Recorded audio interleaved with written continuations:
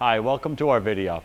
Today we're going to demonstrate a Blanchard Model 1836 rotary surface grinder. This particular machine is currently wired for 220 volts. It is a 25 horsepower spindle motor. It's got an enclosed cooling system with its own pump in the back. Start the wheel.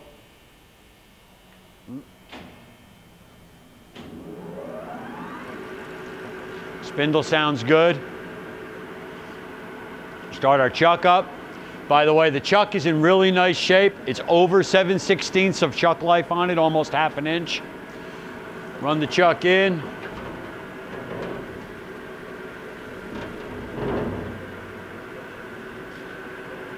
Start the chuck up.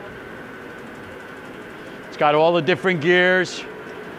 For 18, 24, 36, and then the higher speeds for faster grinding. It does that also.